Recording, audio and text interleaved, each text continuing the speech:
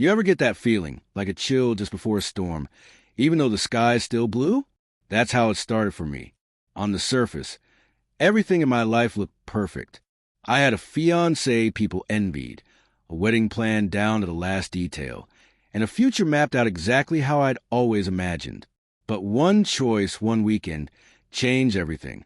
And the way I got my revenge, no shouting, no drama, just pure silent vanishing. We'd been together for 5 years. Through job changes, family emergencies, and all the little fights that come from two people growing up side by side. She was my best friend, my safe place, the person I wanted to build everything with. So when she told me her old college friends were planning a girls' trip to Miami, I didn't think twice. She needed it. Honestly, she'd been stressed with wedding planning, and I figured a weekend away would do her good. I told her to go, have fun, not to worry about me. I'd hold down the fort. The morning she left, I was half awake, stumbling around the kitchen in my boxers, trying to make coffee. She slid up behind me, hugged me from behind, and whispered, "I'll miss you." She smelled like vanilla and shampoo.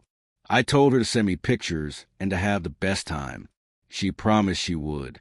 Then she was gone, pulling her suitcase behind her, the Uber idling in the driveway. I watched on the porch, felt a weird ache in my chest, and told myself I was being dramatic. The first day was normal. She sent me photos of the hotel room, shots of the beach, her and her friends with oversized sunglasses and frozen margaritas. They looked happy. I was happy for her, or at least I thought I was. But as the trip went on, things started to shift. The texts slowed down. The photos got more curated. Nothing candid. Nothing that showed what was really happening. Late at night, I'd stare at her Instagram stories, trying to read between the lines. There was always laughter, always music, always the same 4 girls. But it felt like she was keeping me at arm's length, like there was a wall I couldn't see through. I tried to ignore it. I went out with friends, hit the gym, watched Netflix, but the feeling kept growing, like a splinter under my skin. I told myself it was just anxiety, that I was projecting my own insecurities onto her. She deserved this. I had no reason to worry. But then, 2 nights before she was supposed to come home, I got a message that changed everything. It was from Mark, the long-term boyfriend of one of her friends. We'd only ever talked at parties, never more than a nod or a beer. He sent me a DM on Instagram. Just one line. "Hey man, can we talk? It's important." My stomach dropped. I called him, hands sweating, heart pounding so hard I was sure he could hear it through the phone. When he picked up, his voice was tight. He said, "Look, I don't want to get in the middle of anything, but I saw something tonight. My buddy's in Miami. He was at a club. Saw your fiancé. He sent me a video. I thought you should know."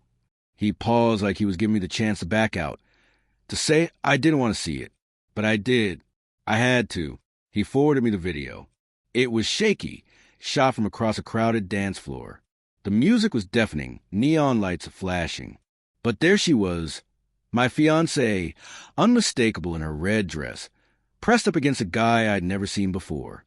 He was tall, muscular, tattoos snaking up his arms. His hands were on her hips, pulling her close. She leaned in, whispered something in his ear, then kissed him. Not a peck, not a drunken mistake. A kiss that lingered, slow and open, like she'd done 1,000 times. For a second, I couldn't breathe. My mind went blank, every thought short-circuiting. I watched the video again and again, hoping I'd see something different, that I'd realize it was a mistake. But it was her. It was real.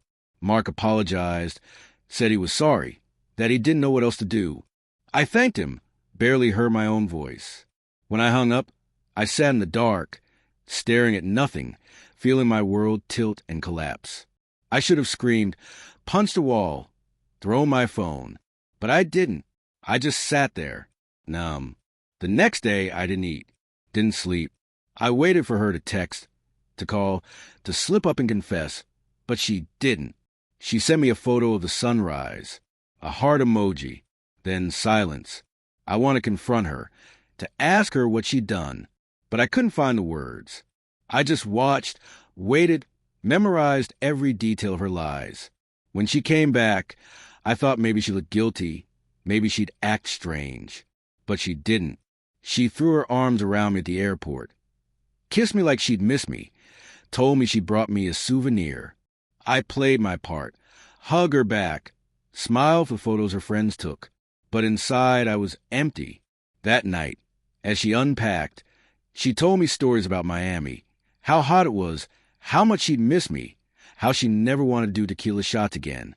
She laughed about getting lost on the beach, about the club with the neon flamingos, about the overpriced drinks. She never mentioned them, never let on that anything had happened. I nodded, asked questions, acted interested. I watched her face, her hands, the way she couldn't quite meet my eyes. I wondered if she felt any guilt, or if she convinced herself it didn't matter. I went to bed early, said I was tired. She curled up next to me, fell asleep in minutes. I lay awake, staring at the ceiling, listening to her breathe. The next week was a nightmare. Every time she touched me, I flinched. Every time she smiled, I felt sick. I started to pull away, worked late, spent more time with friends, found excuses to be alone. She noticed, asked if something was wrong. I told her I was just stressed. She offered to cook my favorite meal, suggested we take a weekend trip together. I almost laughed. The irony was suffocating. I started making plans. At first, I just needed space. I moved half our money into a separate account, told her I was handling some bills. I started looking for apartments, scanning Craigslist late at night, hoping she wouldn't notice. I canceled the honeymoon reservations, told her there'd been a mix-up with the travel agent. She shrugged it off, too busy with wedding details to notice. But the more I thought about it, the more I wanted out. Not just space, total freedom. I couldn't marry someone who could do what she did and look me in the eye.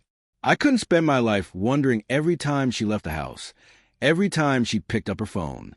One night, she was in the shower, her phone buzzed on the nightstand. I knew her password.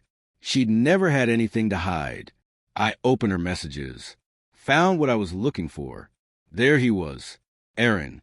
They'd been texting for days. He sent her a shirtless selfie, told her he missed her. She said she missed him too, that she wished they could see each other again. She called him babe. I put the phone down. Calmly, quietly, I felt nothing. Not rage, not grief, just a cold, hollow certainty. That night, I started packing. Just the essentials, clothes, a few books, my laptop. I took down the photos of us.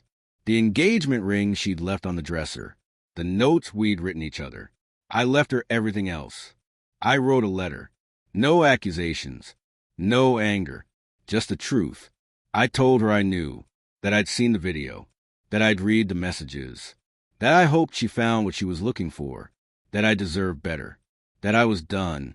I left the letter on her pillow, my key next to it. I walked out the door at 2 a.m., the world silent and still. I felt lighter than I had in months. I didn't tell anyone where I was going. I turned off my phone, deleted my social media, vanished. I got a cheap apartment across town, started working from coffee shops, changed my routine. I ran every morning, pushing my body until my lungs burned, until the pain in my chest was replaced by something cleaner. For weeks, she called, left voicemails, sent texts, begged me to talk. At first, she sounded confused, then scared, then angry, then desperate. She tried my friends, my family. I ignored her. I owed her nothing. My silence was all she'd get. My friends asked what happened. I told them I needed time, that things hadn't worked out. They didn't press. My family worried, but I assured them I was safe, just needed space. They respected it. Eventually, the calls and messages slowed, then stopped. A month after I left, I saw her by accident at a coffee shop across town. She looked tired, thinner, her eyes ringed with red. She saw me, froze, then walked out without a word. I watched her go, felt nothing. I heard later from a mutual friend that she'd moved out of our place, started dating again. Maybe it was Aaron, maybe someone new. I didn't care. I'd stopped checking her social media, stopped asking about her. She was a memory, nothing more. Sometimes people ask me why I didn't confront her, why I didn't scream, or try to make her pay. The truth is, no amount of yelling would have changed what happened. No revenge could give me back what I lost. The only way to win was to walk away, to take my dignity in my silence, and start over. And that's what I did. I rebuilt my life, step by step. New job, new apartment, new friends. I learned to trust again, slowly, with people who earned it. I learned that sometimes the best revenge isn't loud or dramatic. It's simply refusing to let someone's betrayal define you. It's living well, moving on, and never looking back. So if you're ever in my shoes, if you ever feel that chill before the storm, listen to it. Trust your instincts. And if someone betrays you, don't waste your energy on revenge. Just disappear. Sometimes, the loudest thing you can say is nothing at all.